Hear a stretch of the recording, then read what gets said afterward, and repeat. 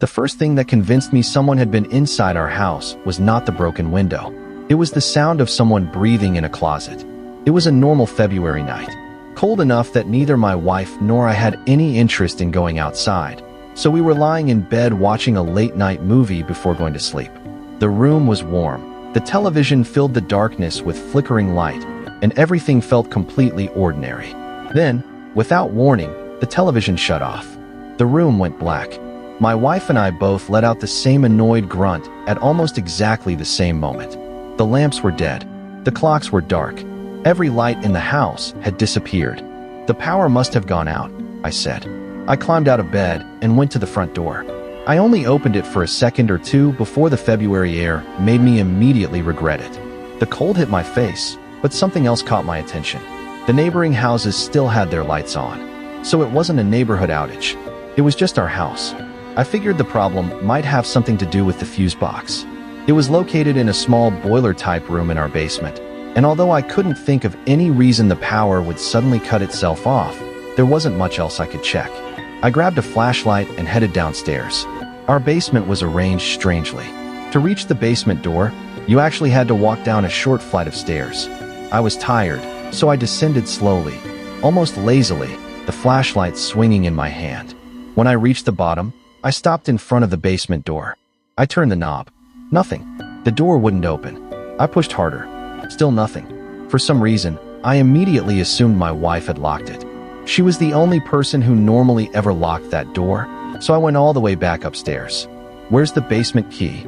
She got out of bed and followed me toward the kitchen, where we kept a key hanger. She searched through the collection of keys until she found the one labeled for the basement. Then she handed it to me. I went back downstairs alone, and that was when things started feeling different. I inserted the key into the basement door and turned it to the right. Then I tried the handle. The door still wouldn't open. For a few seconds, I just stood there staring at it. I went back upstairs and called for my wife. When she came down, she was carrying a flashlight and laughing at me. She teased me for apparently being unable to operate a wooden door, especially one she was the only person who had ever locked. She didn't even use the key. She simply grabbed the doorknob, gave the door one firm push, and it creaked open. I was completely dumbfounded. "I swear that wouldn't open," I told her. She laughed. I joked that maybe I'd loosened it up for her. She went back upstairs to the bedroom, and I stepped into the basement. I flipped the light switch. Nothing. The basement remained completely dark. I kept my flashlight in my hand and made my way toward the boiler room.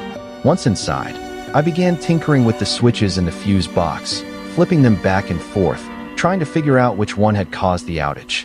One by one, I checked them. Then finally, the basement lights flickered. They came back on.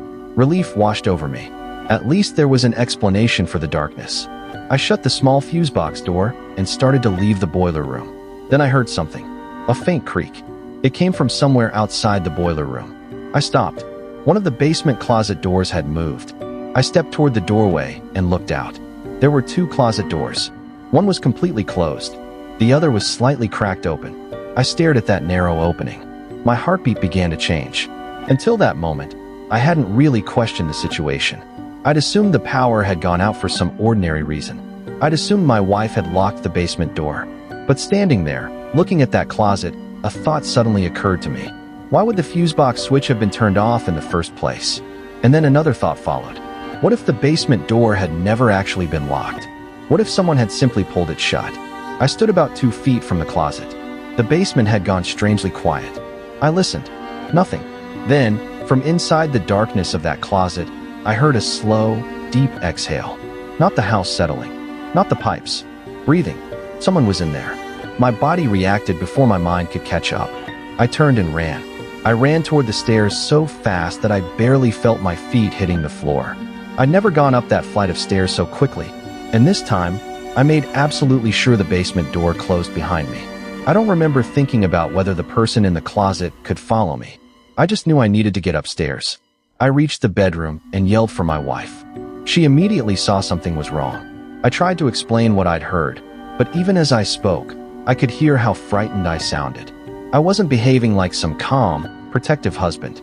I wasn't trying to investigate. I wasn't trying to confront whoever was down there. I was scared, completely and honestly scared. At some point, I called the police. Then my wife and I waited. Those few minutes felt much longer than they should have. We stayed upstairs, listening to the house. Every little sound seemed amplified. Then something happened that made the situation even worse. We heard glass breaking outside. The sound came suddenly from somewhere beyond the walls.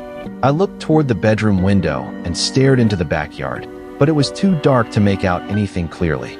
There was no way for me to see who was out there. All I could do was wait. Eventually, the police arrived. I led them downstairs as quickly as I could. The basement was no longer the same place I'd left. The closet door was completely open. The darkness inside was gone. There was nobody there. For a moment, that almost made me wonder whether I'd imagined the breathing. But then we saw the broken glass. One corner of the basement was covered with shattered pieces. Things had been knocked over and scattered across the floor. The evidence was right there. Someone had been in the basement, and they hadn't simply disappeared. The police examined the area and discovered how the person had gotten out. Along one section of the basement was a ledge where we kept collectibles. Whoever had been hiding in the closet had apparently climbed onto that ledge. From there, they had reached the window. The glass had been smashed, and the person had climbed out through it into the backyard. That explained the sound we'd heard upstairs. The person in our basement had escaped, and by the time the police arrived, they were already gone. There was something especially disturbing about realizing that the person had been inside our house while we were upstairs. They hadn't broken a window to get in.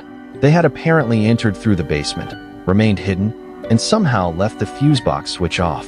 Then, when I went downstairs to restore the power, I had unknowingly walked directly into the same basement where they were hiding. The basement door suddenly made sense. When I first tried to open it, it wouldn't move. I thought my wife had locked it, but when she came downstairs, she simply pushed it open. That meant there was another possibility. Someone could have pulled the door shut from the basement side, and if that was what happened, I had unknowingly been standing outside a door with a person already inside. Then came the closet, the creaking door, the silence, and finally, that deep exhale from the darkness.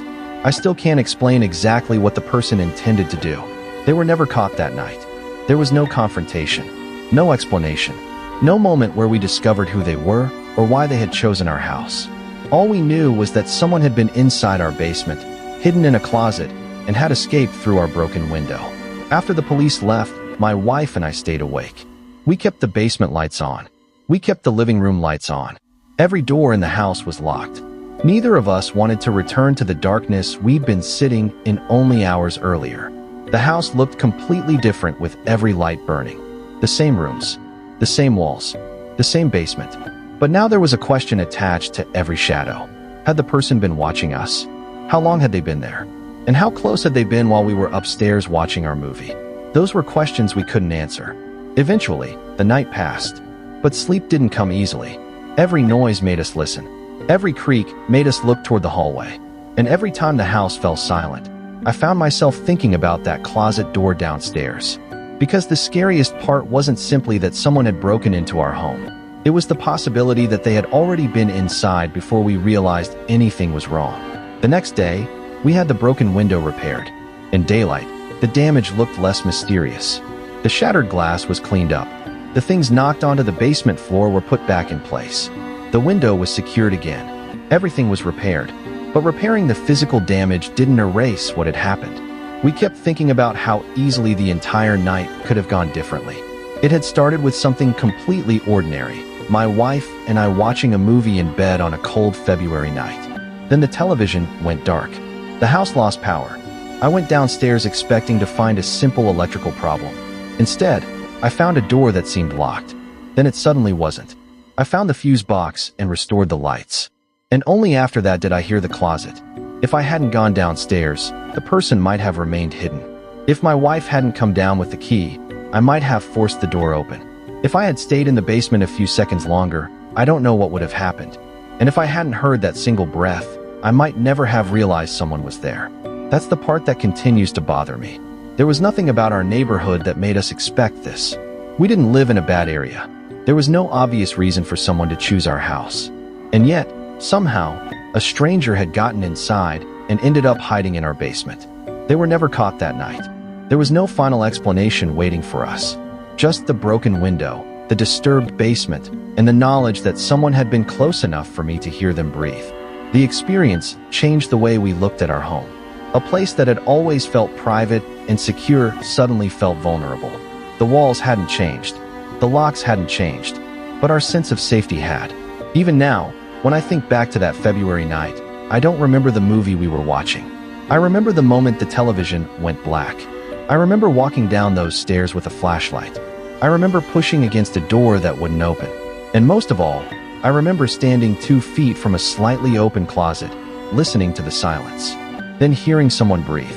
Sometimes, the most frightening thing isn't knowing what is in the darkness. It's realizing there was someone there all along.